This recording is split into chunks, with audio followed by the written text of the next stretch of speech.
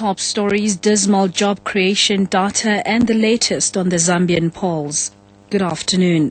Overall employment in the informal non-agricultural sector has increased marginally by 0.1%. However, the number of new jobs created in South Africa outside agriculture has slowed down to about 7,000 in the second quarter of the year from 38,000 in the first quarter. According to the latest quarterly employment survey released by Statistics South Africa, the main drivers to the slight increase are the community and business services sectors. But the manufacturing and construction sectors have continued to shed jobs. Safm Pillay is the manager responsible for the survey at Stats. What it says is that what we can see is that both in terms of quarter-on-quarter, year-on-year, both are plus at the moment. So albeit that it's a decrease from the previous year-on-year, which showed 203 jobs, we're in a situation where that it may be slowing down, but we haven't reached there yet.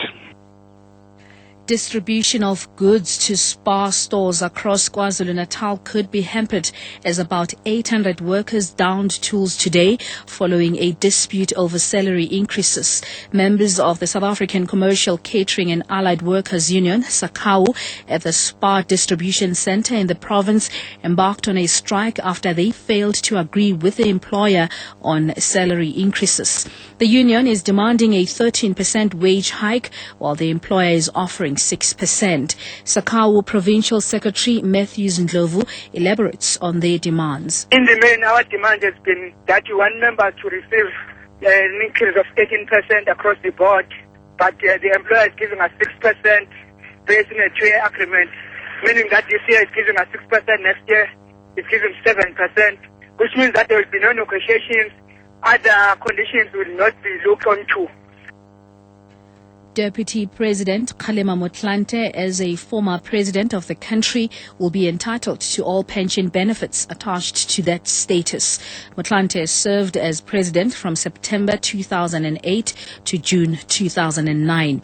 ANC Chief Whip Mathole Motshekga brought the motion in the National Assembly this morning. The current deputy president shall receive the pension benefits as determined by the resolution of the National Assembly on 26 September 2008. The current deputy president shall receive no salary for his services as deputy president, except those benefits and privileges which are necessary to enable the deputy president to carry out his functions. The National Prosecuting Authority says it's confident that an accused in the murder of tourist Annie Dewani is recovering following brain surgery. Xolile Mngeni recently underwent an operation for a brain tumor and has been receiving treatment. He's appeared in the Wynberg Regional Court this morning with co-accused Mziwa Madoda Kwabe. The case has been transferred to the Western Cape High Court for a pre-trial conference in February next year. NPA spokesperson Eric Ndabazali. The mere fact that we are transferring to the High Court, we are confident that he's recovering. We are getting medical reports from the doctors which are advising us on his condition.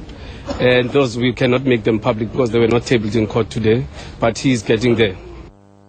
Moving further, the mood is reported to be upbeat at crowded polling stations in Zambia. The incumbent president is in a tight race with a populist rival, Michael Sata.